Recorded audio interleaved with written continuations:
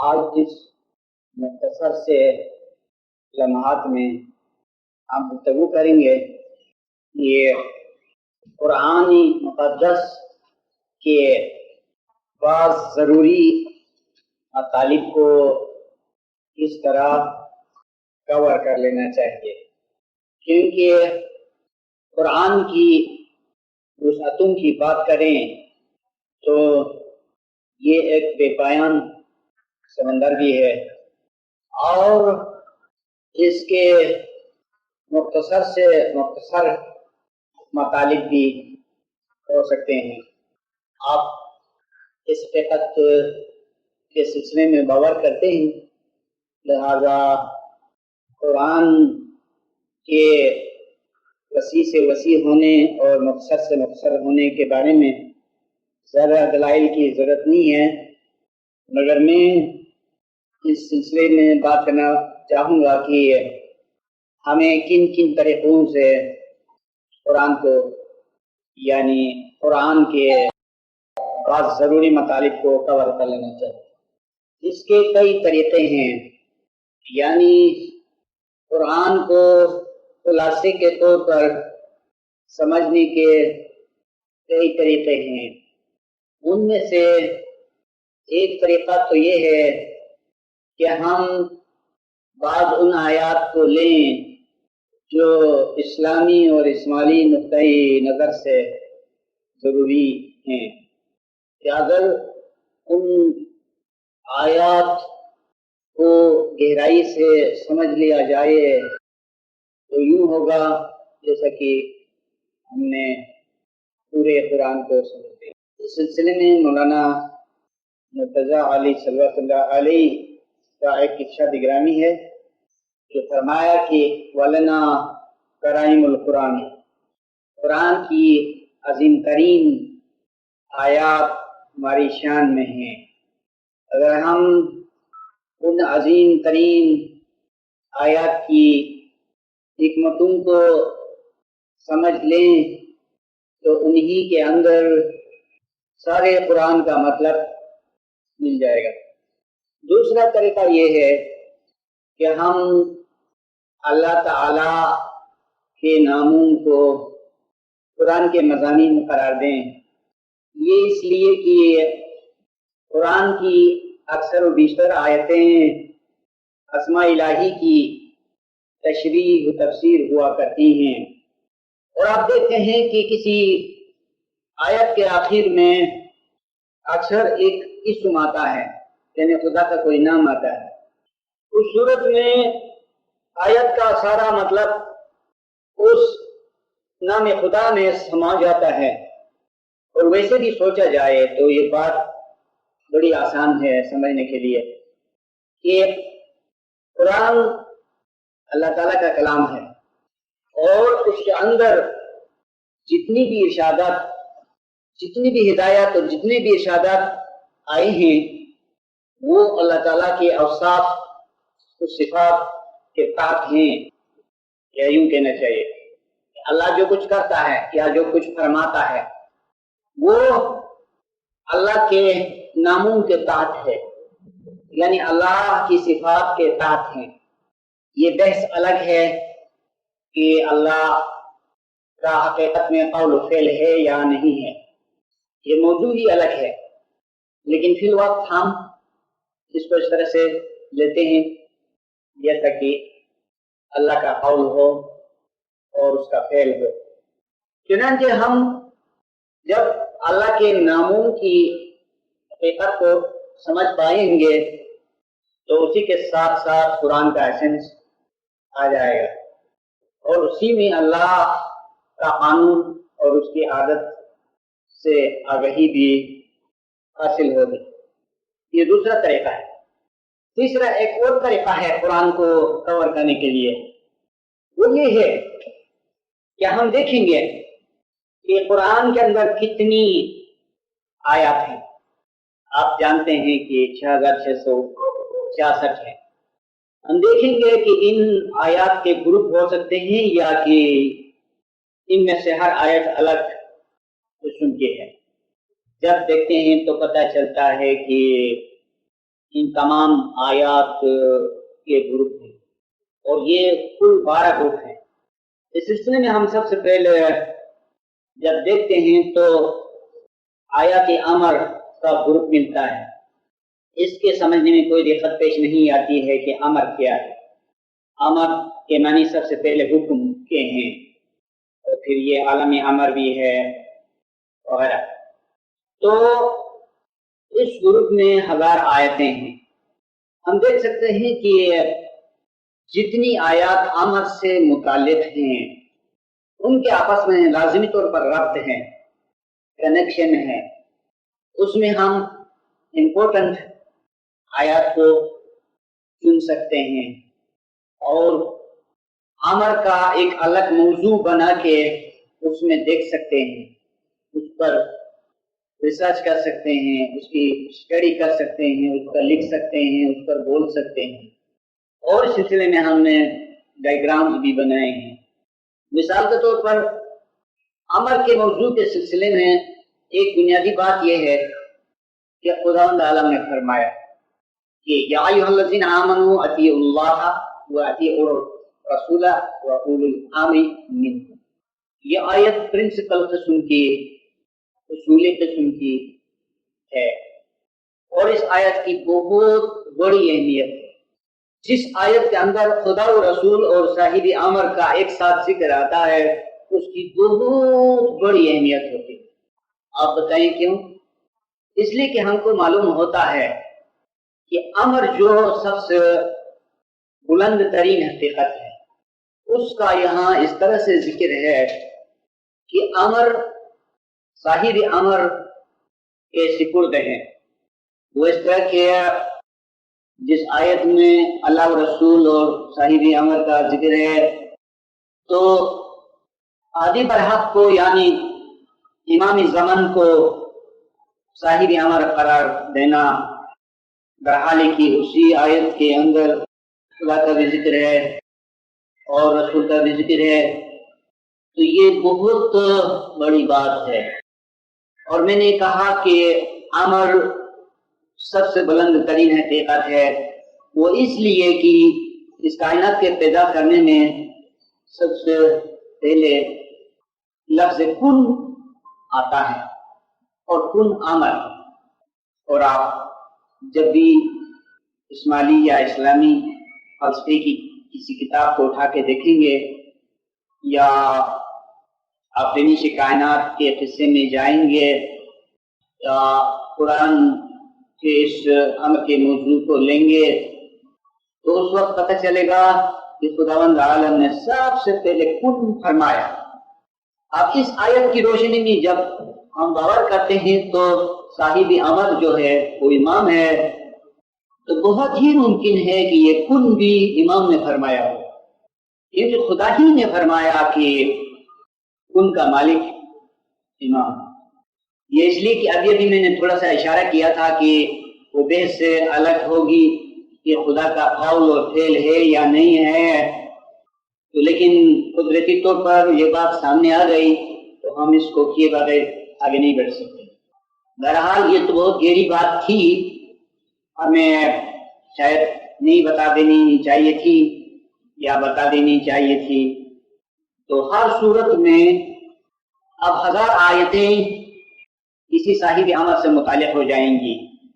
یہ بات الگ ہے کہ جہاں صرف اللہ کا ذکر ہے تو اس میں اللہ یہ ضرور فرمائے گا کہ اس نے کن فرمایا اور کن سے کائنات کو پیدا کیا۔ لیکن جس آیت کے اندر ان 3 درجات کا ذکر آتا ہے، خدا، رسول اور امام کا، تو اس میں واضح طور پر خدا نے صاف الفاظ میں فرما دیا کہ امر کا مالک امام یہ ہے۔ تو یہ بہت ممکن ہے کہ خدا جب فرماتا ہے کہ اس نے کن فرمایا، وہ اس طرح سے فرمایا ہو کہ امام کے فعل کو، امام کے قول کو اپنی ذات سے اڈاپٹ کرتا ہو، کیونکہ یہ خدا کی عادت ہے۔ قرآن میں جا کے دیکھیں گے اور گہرائی کے ساتھ اسٹڈی کریں گے تو یہ راز آپ کو معلوم ہو جائے گا کہ خدا اپنے نمائندوں کے قول و فعل کو اپنی ذات سے اضافہ کرتا ہے. جیسے ایک آیت میں ہے کہ وما رمایت اذ رمایت ولکن اللہ رمی. رسول جس وقت آپ نے کنکریاں پھینکی تو یہ آپ کا کنکریاں پھینکنا خدا کا پھینکنا. جیسے بیعت کے یعنی سلسلے میں فرماتا ہے کہ آپ نے جو لوگوں سے بیعت لی وہ بیعت نہیں لی، آپ کا ہاتھ گویا میرا ہاتھ. تو جس طرح رسول کے قول و فعل کو خدا اپنی ذات سے منسوب کر لیتا ہے، اسی طرح امام کے قول و فعل کو اپنی ذات سے منسوب کر لیتا ہے. قرآن کے اندر سب سے اونچا موضوع ہے بھی آمد سے متعلق. یہ بہت ہی باریک اور خاص بھی ہے، بلند ترین بھی ہے. جب مومنین اس کو سمجھ لیتے ہیں تو دیگر بیدون کے سمجھنے میں دقت پیش نہیں آتی. اس سلسلے کی بات کو ہم کسی قدر مختصر کریں گے. اب امر کے بارے میں تھوڑی سی مثال پیش کی گئی، اس کے بعد نہیں سے متعلق جو 1000 آیات کا گروپ ہے اس کی طرف جاتے ہیں اور اس کی بات کرتے ہیں. اور امر حکم کا نام ہے، کرنے کو کہنے کو امر کہا جاتا ہے، اور اس کے اپوزٹ میں نہیں ہے جو منع کرنے کا نام ہے. تو وہ بھی اس سے زیادہ مختلف نہیں ہے. جو امر کا مالک ہے وہی نہیں کا بھی مالک ہے، جو حکم کرتا ہے وہی منع بھی کرتا ہے. تو اگر آیت کا دوسرا گروپ بھی اسی کے ساتھ ضم ہو جاتا ہے، اور یہ آیات بھی امام کے اندر میں آتی ہیں، اور اس میں زیادہ وقت نہیں لگائیں گے. اب تیسرے گروپ کی طرف جاتے ہیں، وہ ہے وعدہ. اور وعدہ اس چیز کا نام ہے تو قرآن میں فرمایا گیا ہے کہ اگر تم اچھے کام کرو گے تو تم کو جنت دیا جائے گا. اس میں 1000 آیات ہیں وعدہ سے متعلق. تو یہ گروپ امر اور نہیں سے الگ نہیں ہو سکتا ہے. تو جو حکم کا مالک ہے وہ وعدے کا بھی مالک ہے. بہت ممکن ہے کہ وعدہ بھی اسی نے کیا ہو اور خدا اس کو اپنی ذات سے منسوب کر لیتا ہو. دوسرا گروپ ان آیات کا ہے جن میں وعید ہے. وعید معنی عربی میں ڈرانا، یعنی یہ فرمانا کہ اگر تم برا کام کرو گے تو جہنم میں جاؤ گے. اس قسم کی آیات 1000 ہیں. تو یہ وعدہ کے اپوزٹ میں آتی ہیں. تو ڈرانا بھی اس کو چاہیے جو وعدہ کرتا ہے، وہ بھی امر سے الگ نہیں ہے. تیسرا گروپ مثالوں کا ہے کہ ان میں مثالیں بیان کی گئی ہیں. اور میں آپ کو بتاؤں کہ قرآن میں سب سے بڑی اور سب سے اونچی مثال وہ ہے جس میں اللہ کے نور کی مثال دی گئی. اس سے اونچی کوئی مثال نہیں، اس لیے کہ اس میں اللہ کے نور کی مثال. اور آپ کو معلوم ہے کہ یہ مثال بعد میں کس طرح پیغمبر اور امام کی طرف جاتی ہے. پھر کبھی سوال بھی کرنا، نہیں تو ہم نے ایک کتاب کے اندر جو آیات نور پر لکھی گئی ہے اس میں آپ کو بتایا گیا ہے کہ یہ پیغمبر اور امام کے نور کا ذکر ہے. جو اللہ کا نور ہے، پیغمبر کا نور ہے اور امام کا نور ہے. ایک ہی بات، کیونکہ ایک ہی نور. جس طرح نور روشنی کا نام ہے، اسی طرح نور کی مثال نے ہم کو سمجھا دیا بڑی پاکیزگی کے ساتھ کہ نور اللہ کا، رسول کا اور امام کا ایک ہی. اس سے ہمیں آیہ اطاعت کے سمجھنے میں بھی بڑی مدد ملی، کیونکہ جب ہم نے یا ایھا الذین آمنوا اطیعوا اللہ واطیعوا الرسول اور اولی الامر کی آیت میں سوچا تھا تو اس میں شاید خیال گزرا تھا کہ اللہ کا نور، رسول کا نور اور امام کا نور الگ الگ ہو، لیکن آئے نور نے ہم کو سمجھا دیا کہ وہ ایک ہی نور ہے۔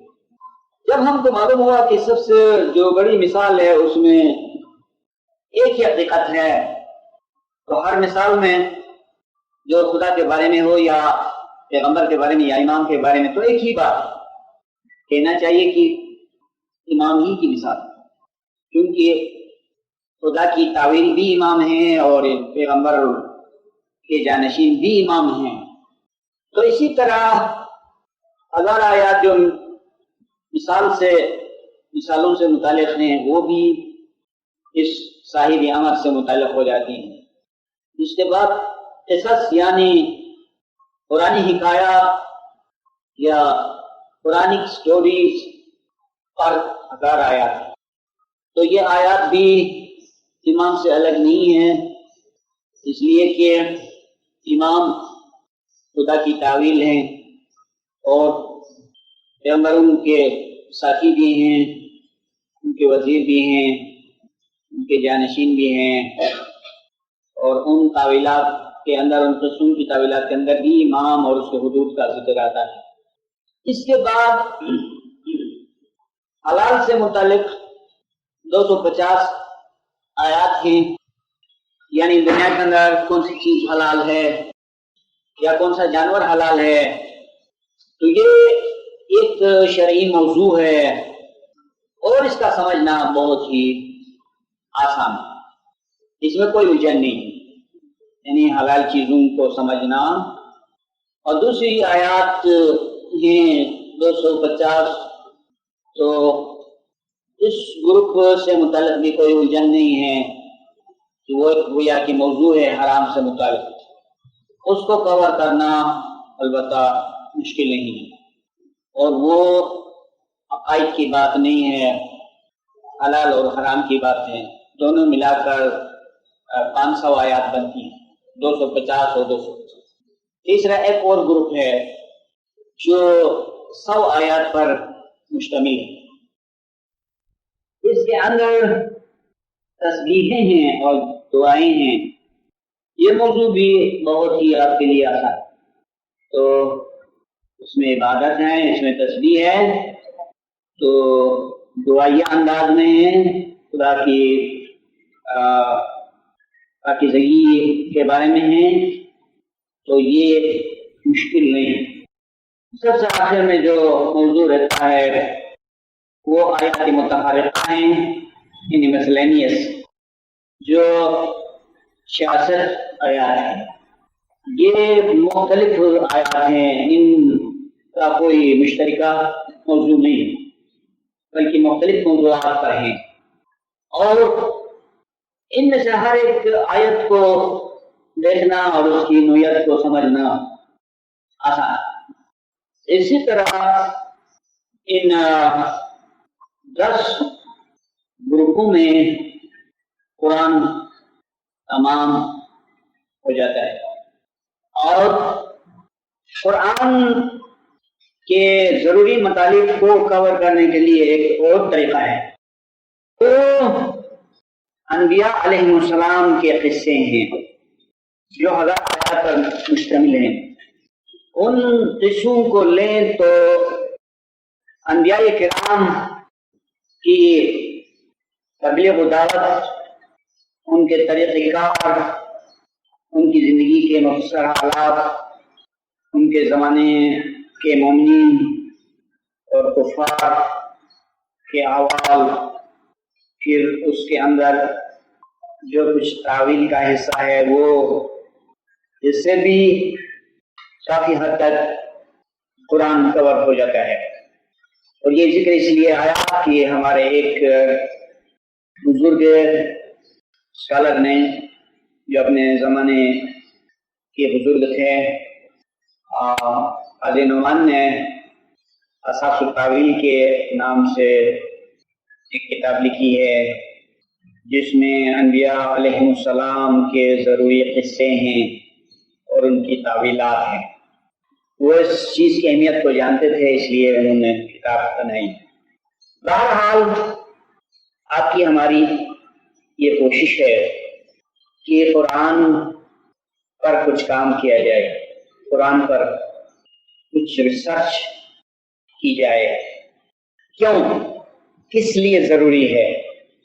بہت سے معنوں میں یہ کام ضروری ہے اور اس کی بہت سی وجہیں ہیں۔ اس کی ضرورت ہے۔ ایک وجہ تو یہ ہے کہ اب تک خانہ حکمت نے اس پر کافی کام کیا ہے، اور اگر اس کام پر کچھ اور بڑھا دیا جائے تو یہ بہت ہی مفید کام ہو سکتا ہے۔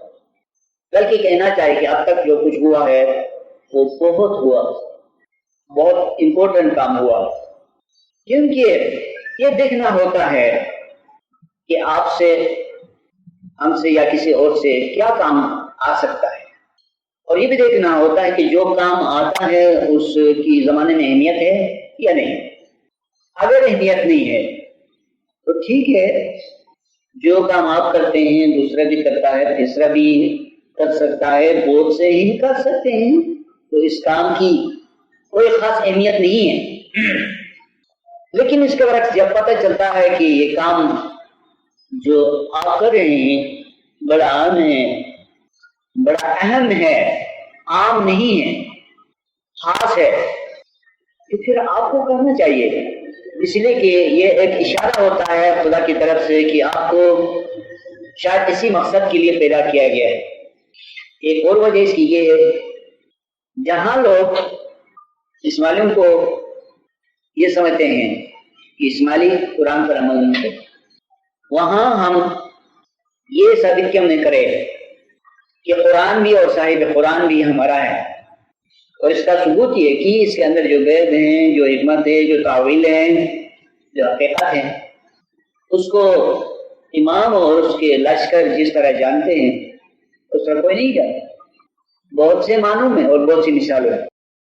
ایک اور وجہ یہ بھی ہے کہ کسی بھی ہوشمند یا خواندہ اسماعیلی کو بات کرنی ہے اپنے برادر مسلمانوں کے ساتھ تو قرآن سے بات کرنی چاہیے، اور جہاں لوگ قرآن سے بات کرتے ہیں وہاں ہم چپ رہیں تو یہ ہماری بڑی مفلسی ہوگی۔ ابھی صبح جو بات ہوئی کہ خدا نے لوہا اس لیے بھیجا ہے کہ وہ یہ دیکھے کہ کون اس کی اور اس کے رسولوں کی مدد کرتا ہے۔ اس کام کی اتنی زیادہ اہمیت ہے کہ یہ کام اللہ کی مدد قرار پاتا ہے اور اس کے بھیجے ہوئے تمام رسولوں کی مدد ہوتی ہے اس سے، تو کیا میں کرے؟ بارہ میں نے اپنی اس گفتگو میں ایک طرف سے تو یہ بتا دیا کہ ہم کس طرح قرآن کے خاص مطالب کو کور کر سکتے ہیں، اور دوسری طرف سے اس کام کی اہمیت کے بارے میں کچھ بات کی۔